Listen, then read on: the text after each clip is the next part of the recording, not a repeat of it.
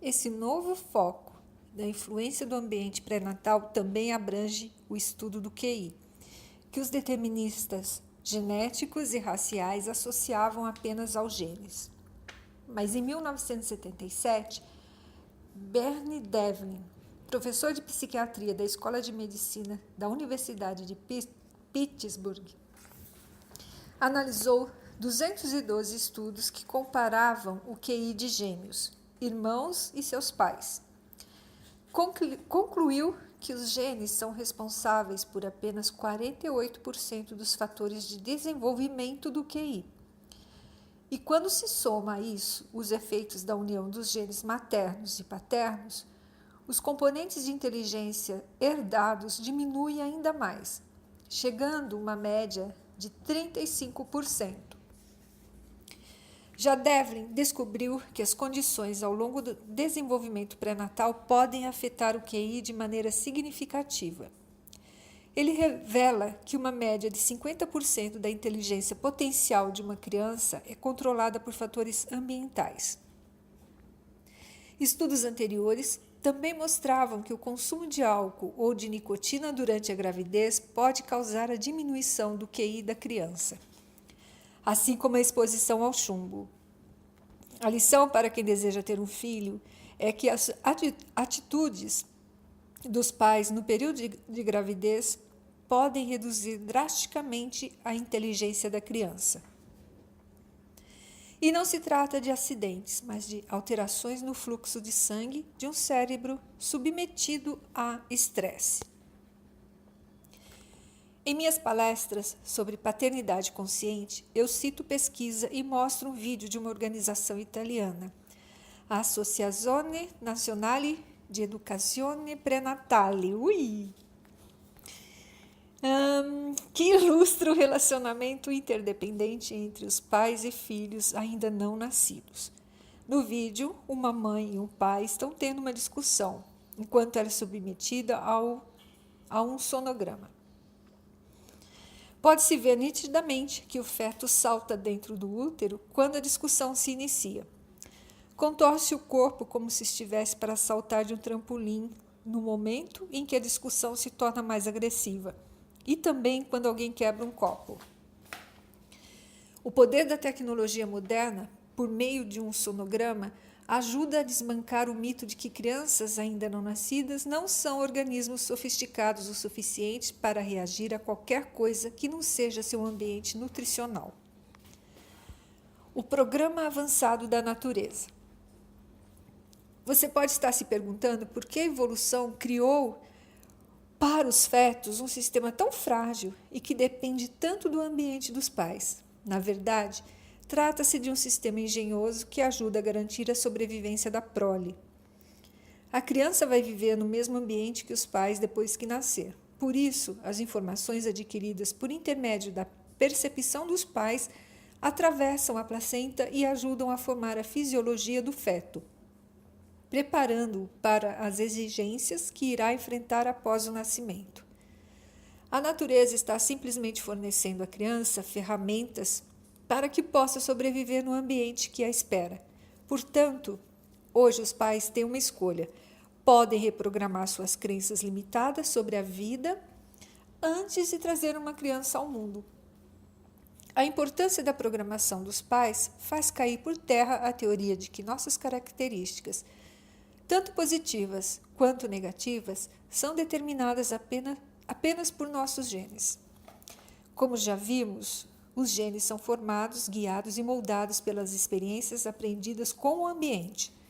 Fomos levados a acreditar que habilidades artísticas, atléticas e intelectuais são traços geneticamente transmitidos. Porém, não importa se os genes são bons. Se um indivíduo sofreu maus tratos ou sempre se sentiu incompreendido, o potencial de seus genes pode ter sido anulado. Liza Minnelli recebeu os genes da modelo e superestrela Judy Garland e do diretor cinematográfico Vincent Minnelli. Sua carreira brilhante e os altos e baixos de sua vida pessoal foram scripts incutidos em seu subconsciente pelos pais.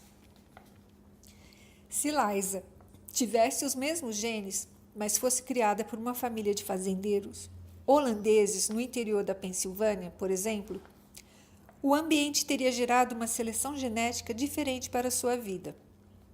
Os genes que lhe permitiram ter uma carreira artística de sucesso provavelmente teriam sido mascarados ou inibidos pelas exigências culturais da comunidade agrária.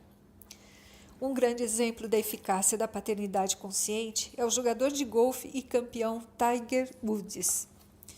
Embora seu pai não tenha sido um jogador tão talentoso, esforçou-se para que o filho tivesse a oportunidade de ingressar em um ambiente rico e com potencial para desenvolver suas habilidades, atitudes e se tornar um jogador de alto desempenho. Claro, o sucesso de Tiger também está relacionado à filosofia budista, a qual sua mãe pertencia. Os genes são importantes, mas somente se forem desenvolvidos sob a influência de uma paternidade consciente e de uma gama mais vasta de oportunidades oferecidas pelo ambiente. Paternidade e maternidade conscientes. Eu costumava terminar minhas palestras para o público lembrando a todos que somos responsáveis por tudo em nossa vida. Nem todos gostavam de ouvir aquilo. Parecia uma carga pesada demais para algumas pessoas. Um dia, quando havia terminado uma palestra, uma senhora ficou tão irritada com minhas palavras finais que foi com o marido até os bastidores onde me encontrava para, em lágrimas, protestar. Recusava-se a fazer parte de algumas tragédias de sua vida. Usou de todos os argumentos possíveis para me convencer a mudar o final de minha palestra. Tive de reconhecer que, com minhas palavras, podia estar fazendo as pessoas se sentirem culpadas. Em nossa sociedade, é muito comum jogarmos a culpa em outras pessoas ou usá-las como bode expiatório de nossos problemas. À medida que vamos adquirindo experiência, tornamo-nos mais capacitados a lidar com as dificuldades da vida. Depois de muito discutir, a mulher finalmente aceitou uma modificação que propus para minha frase final das palestras. Você é responsável por tudo em sua vida, desde que se torne consciente de que é responsável por tudo em sua vida. Não podemos nos sentir culpados por sermos mais pobres, por exemplo, a menos que tenhamos consciência de que toda a teoria que acabei de expor e a ignoremos. No entanto, a partir do momento que temos esta informação, podemos usá-la para reprogramar nosso comportamento. E por falar em mitos sobre a paternidade, não criamos todos os nossos filhos da mesma maneira. O segundo filho não é clone do primeiro. O mundo e a nossa vida não são mais os mesmos desde que ele nasceu. Como já mencionei, sempre pensei que tinha sido o mesmo pai para minha filha mais nova e para a mais velha. Porém, ao analisar a questão com mais cuidado, percebi que não fui. Quando a primeira nasceu, eu estava cursando a faculdade. Foi uma fase difícil para mim. Uma grande carga de responsabilidade que me deixou bastante inseguro. Já quando a segunda nasceu, eu já era um cientista formado e confiante, pronto para iniciar minha carreira acadêmica. Tinha mais tempo e energia psicológica para cuidar dela e também para dar mais atenção à mais velha, que já dava seus primeiros passinhos. Outro mito que merece ser desbancado é que as crianças precisam de estímulos de desenhos, figuras ou brinquedos educativos que o mercado insiste em criar com o argumento de que ajudam a aumentar a inteligência. Michael Mendiza e Joseph Chilton deixam muito claro em seu livro Pai Mágico, Filho Mágico que a brincadeira não é a tentativa de programar, é a chave para aumentar a capacidade de aprendizado e desempenho, tanto de crianças quanto de adultos. Crianças precisam de pais que incentivem sua curiosidade, criatividade e as descobertas do mundo ao seu redor. Obviamente, o que nós humanos precisamos na infância é de apoio e de amor para desenvolver nossa habilidade de observar a vida dos mais velhos. Crianças que são criadas em orfanatos e passam o tempo todo no berço sendo apenas alimentadas, sem carinho ou atenção, acabam tendo problemas de desenvolvimento. Mary Carlson, neurobióloga da Escola de Medicina de Harvard, realizou um estudo com órfãos romenos e concluiu que a falta de contato físico e atenção nos orfanatos da Romênia, além da baixa qualidade dos berçários do país, prejudicava o crescimento e afetava o desenvolvimento e o comportamento das crianças. Carlson estudou 60 crianças de idades variando entre alguns meses e 3 anos, medindo seus níveis de cortisol por meio de amostras de saliva. Quanto mais estressadas estavam as crianças, níveis de cortisol mais alto que o normal em sua corrente sanguínea, menor era seu desenvolvimento. Carlson e outros pesquisadores também estudaram o comportamento de macacos e ratos, demonstrando a relação entre hormônios de estresse, cortisol e desenvolvimento social.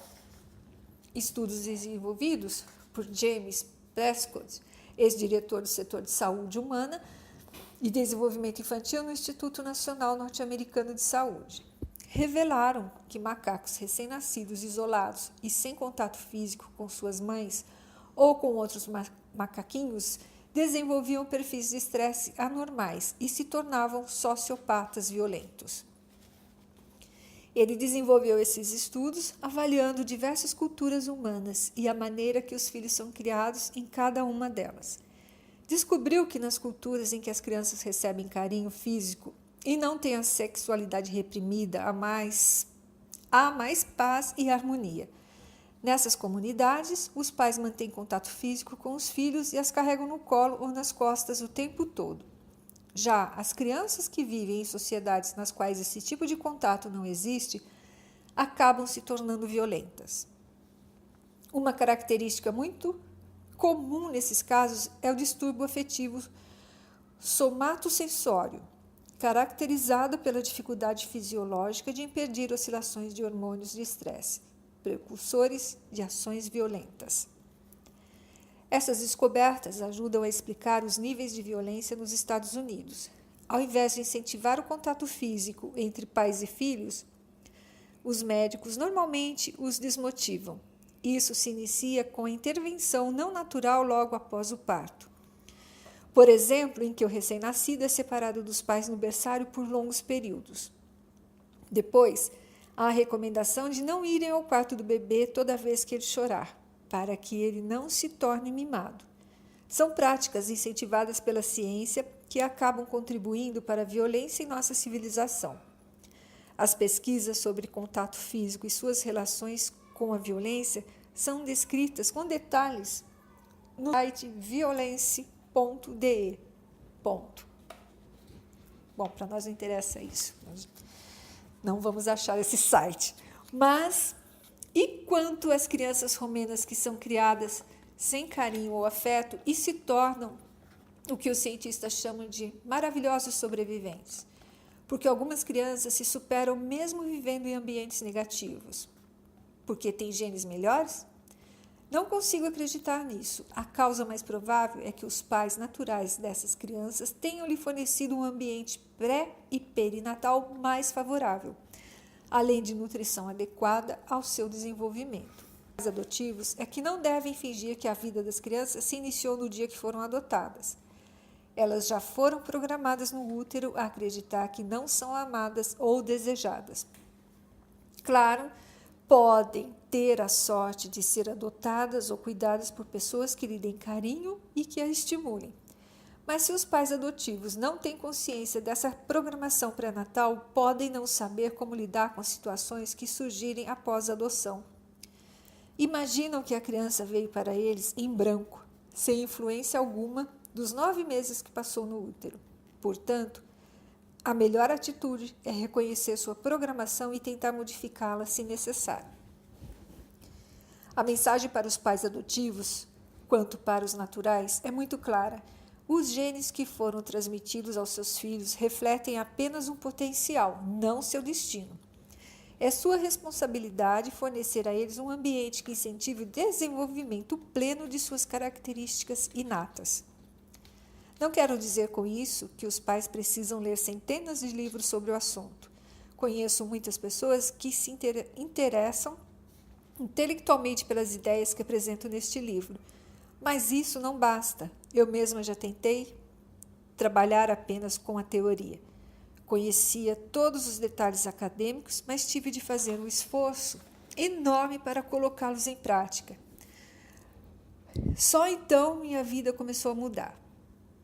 Se você acha que o simples fato de ler este livro vai fazer com que sua vida familiar se modifique, está agindo como as pessoas que acreditam que uma pílula farmacêutica pode resolver os problemas. Ninguém se modifica se não fizer um esforço de verdade para mudar. Está lançado o desafio. Deixe de lado os seus medos infundados e não incuta crenças e medos desnecessários nas mentes subconscientes de seus filhos. E, principalmente, não aceite a mensagem fatalista do determinismo genético. Você pode ajudar seus filhos a desenvolver todo o seu potencial e pode mudar sua própria vida também. Ninguém é vítima de seus genes. Aproveite a lição dos sistemas de crescimento e proteção das células e mantenha seu corpo em crescimento sempre que possível. Lembre-se de que os maiores fatores de estímulo para o crescimento humano não são as escolas mais famosas, os brinquedos mais caros e os salários mais altos.